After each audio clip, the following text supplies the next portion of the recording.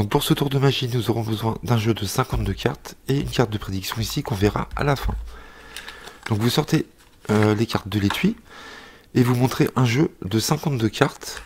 Vous dites voilà, nous avons vraiment 52 cartes différentes, c'est important de le dire, vous allez voir pourquoi après. Donc vous laissez vous montrer toutes les cartes au spectateur et on va mélanger les jeux. D'accord? Donc on va mélanger les jeux. Vous pouvez mélanger vraiment toutes les cartes, il n'y a pas de souci. Et vous dites à votre spectateur, voilà, je vais vous donner le jeu sous la table. Et ce que vous allez faire, vous allez couper les jeux. Donc vous allez voir, c'est pas trop dur. Donc vous donnez les jeux au spectateur. Donc moi, je fais le rôle, je vais jouer le rôle du spectateur.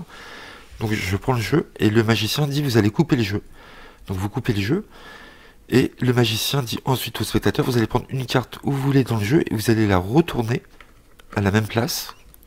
D'accord? Vous la retournez et vous coupez le jeu à nouveau. Ensuite, vous remettez le jeu sur le tapis. Donc vous pouvez vous tourner pendant que le spectateur fait toutes ces étapes. Il repose le jeu et vous, sans toucher au jeu, sans faire de manipulation, vous refaites un ruban et vous dites on va regarder quelle carte vous avez retourné. Donc si vous voulez aussi, il n'y a pas de souci, vous pouvez donner le jeu au spectateur en main. C'est un peu plus risqué, vous verrez pourquoi, je vous expliquerai ça après. Vous pouvez lui demander de regarder les cartes une à une, comme ceci, en main, et de regarder quelle carte il a retourné. Donc ça, vous pouvez le faire aussi, il n'y a pas de souci. Ici, vous la déposez, il la dépose. Ok. Et donc, on va regarder sur quelle carte il a retourné. Donc, ni lui, à ce moment-là, ni vous, le magicien, vous savez la valeur de la carte. Personne ne peut savoir, d'accord? C'est vraiment le hasard. Donc, il a retourné le 5 de pique. Vous pouvez, si vous voulez, avant de retourner la prédiction, faire un ruban à nouveau et lui demander s'il ne voit pas d'autres 5 de pique. Il n'y en a pas d'autres. C'est vraiment 52 cartes différentes. Donc ça, c'est très fort. Et ce qui est encore plus fort, c'est que moi, j'avais prédit exactement le 5 de pique depuis le début. Voilà. Donc c'est un tour vraiment magnifique. Donc je vais vous expliquer tout ça. Si ça vous intéresse, on se retrouve tout de suite pour l'explication. Donc j'espère que vous avez aimé ce tour qui est vraiment fantastique. J'adore vraiment ce tour. C'est très simple. Donc il y en a qui risquent d'être déçus puisqu'il va vous falloir un jeu vraiment spécifique que tout le monde n'a pas à la maison, j'en conviens. Donc pour ceux qui ont ce jeu, eh ben, vous pourrez faire ce tour. Donc j'avais déjà proposé un autre tour de magie de Open Prediction avec ce jeu spécial. Donc je sais qu'il y en a qui vont pas faire ce tour. Pourquoi? Parce qu'ils vont devoir acheter les jeux.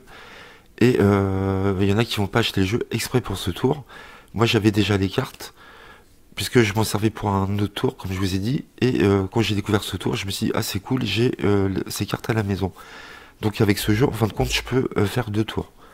Donc vous aurez besoin d'une carte de prédiction. Donc ici, j'ai pris le 5 de pique. Ici, A2 bleu. Et vous aurez besoin, donc vous allez voir, le truc est là. Vous aurez besoin d'un jeu de 52 cartes, double face. Ok, mais ce sont des doubles faces qui sont pareilles des deux côtés. Vous avez 2 9 de carreau, 2 dames de trèfle, etc. etc. D'accord? Donc pour ceux qui ont ce jeu-là, vous pourrez faire ce tour. Pour les autres, malheureusement, vous ne pourrez pas faire ce tour. Donc il vous faudra... Donc vous prenez un jeu de 52 cartes double face, ok? Et vous allez forcer une carte, donc ça va être le 5 de pique ici. Vous allez prendre une autre carte à dos rouge, d'accord? Que vous allez passer au-dessus. Toutes les cartes peuvent être mélangées, ici, sauf celle-ci. Ok? Et bien sûr, vous enlevez le 5 de pique, qui a un double dos comme ça, vous l'enlevez du jeu, d'accord? Donc là, vous avez un jeu complet. Donc on a vraiment un jeu de 52 cartes, ok?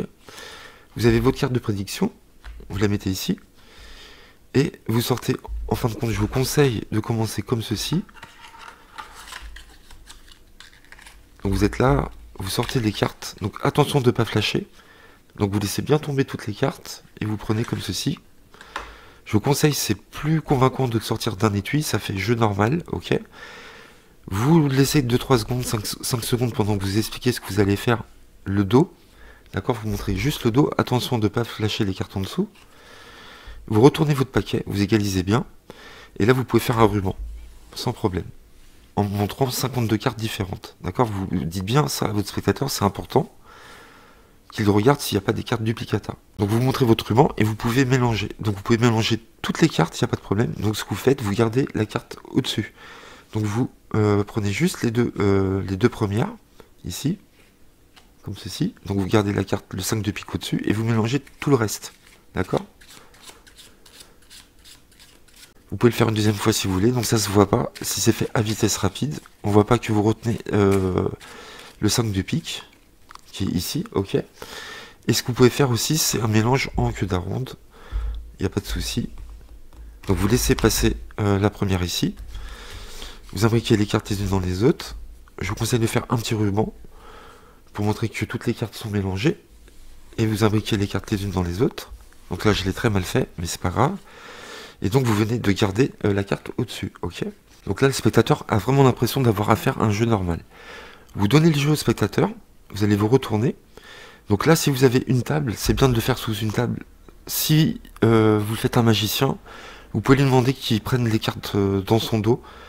Je pense qu'il n'y aura pas de soucis. Si vous le faites un néophyte, c'est très dur de manipuler, de couper, de prendre une carte, de la retourner, tout en ayant les cartes derrière le dos.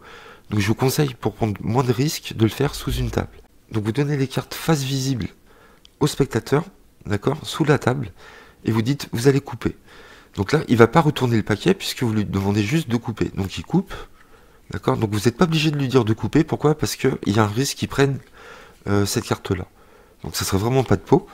Donc pour éviter ça, vous n'êtes pas obligé de lui dire de couper, vous lui donnez le jeu directement, et vous dites, parce qu'on a mélangé, et vous dites, vous allez prendre n'importe quelle carte dans le jeu, la prendre et la retourner et la mettre au même endroit. D'accord? Donc imaginons, il prend cette carte-là, il ne sait pas laquelle il va choisir, mais vu que c'est la même de l'autre côté, ça ne changera rien, il n'a rien à retourner. Pour lui, il a retourné une carte. D'accord? Là, à ce moment-là, vous lui dites de couper. D'accord?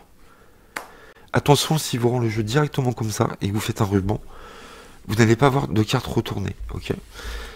Donc, vous lui dites de vous rendre les cartes sous la table, vous les récupérez et vous tournez le jeu.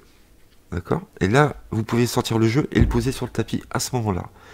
Là, vous êtes sûr que, à moins qu'il ait fait une fausse manipulation, mais si vous avez été clair, ça risque pas. Il va pas retourner le jeu sans faire exprès. D'accord? Et là, vous faites un ruban et vous dites, on va regarder sur quelle carte vous avez retourné. Donc, soit vous faites un ruban, ou soit vous le laissez faire, vous lui donnez les cartes en main, vous dites prenez les cartes, et vous allez regarder sur quelle carte laquelle vous avez retourné. Donc là, il n'y a rien à cacher, à voir. Il peut aller jusqu'au bout. Vous lui demandez de reposer. Vous lui demandez de retourner la carte. Donc là, personne ne sait à ce moment-là quelle carte a été choisie. Il tombe sur le 5 de pique. Donc là, vous pouvez refaire un ruban en disant, regardez si vous voyez pas d'autres 5 de pique. Il n'en verra pas. Parce que c'est vraiment 52 cartes différentes. Et vous dites ce qui serait extraordinaire, c'est que j'avais prédit à l'avance le 5 de pique. Vous retournez votre carte de prédiction, et là vous faites un petit miracle, c'est vraiment super. Donc vous pouvez également faire ceci. Donc là je vais prendre une carte bicycle, et vous allez prendre un marqueur, et vous allez mettre du noir ici sur la tranche à gauche, d'accord? Ici. Donc ce marquage va vous aider à, à faire un ruban dans le bon sens. On sait jamais pourquoi, parce que si jamais malencontreusement votre spectateur retourne le jeu sans faire exprès, vous êtes paumé, parce que si vous faites le ruban dans le mauvais sens, c'est-à-dire si vous faites votre ruban comme ça et qu'il n'y a aucune carte, là vous foirez votre tour. Donc pour être sûr, on sait jamais, vous allez mettre, comme je vous ai dit, un marquage ici, sur la carte, et de l'autre côté, pareil, de ce côté-là, d'accord? Et avant de déposer, quand vous allez récupérer le jeu sous la table, avant de le déposer sur le tapis, avant de le sortir à vue devant le spectateur, vous récupérez le jeu, donc là je peux pas vous montrer parce que je suis sur la table, et imaginons je récupère le jeu, juste avant de le sortir, je regarde où est mon marquage, et je vois qu'il est à droite, donc je sais qu'il est dans le mauvais sens, d'accord? Il faut qu'il soit à gauche, parce que je sais que dans ce cas-là, si je fais mon ruban, on verra la carte, une carte face cachée, d'accord?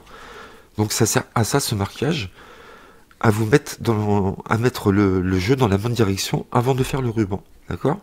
S'il est à droite, il est dans la mauvaise position. Il faut que votre marquage soit à gauche. Donc si vous rendez le jeu comme ça, si vous récupérez le jeu et que vous voyez votre marquage à gauche, c'est bon. Vous pouvez enchaîner directement en faisant le ruban, d'accord? Ou vous donnez le jeu au spectateur pour qu'il regarde lui-même.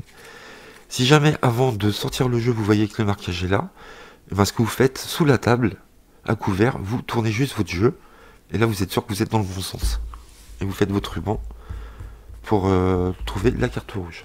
Ok, donc ça c'est un petit plus, si vous voulez utiliser, ça c'est très bien aussi comme marquage. Donc voilà, j'espère que vous avez aimé ce petit tour d'Open Prediction. C'est vraiment un excellent tour, la méthode est vraiment trompeuse. Je vous promets que les spectateurs pourront jamais penser que vous avez des cartes double face. D'accord? Ils sont pas habitués à avoir des cartes comme ça. Donc dans leur esprit, pendant tout le tour, ils ont vu un jeu tout à fait normal. Donc voilà, si vous avez aimé, n'hésitez pas à liker, n'hésitez pas à commenter et à vous abonner. On se retrouve très vite sur ma chaîne. À très bientôt, merci à vous. À très vite.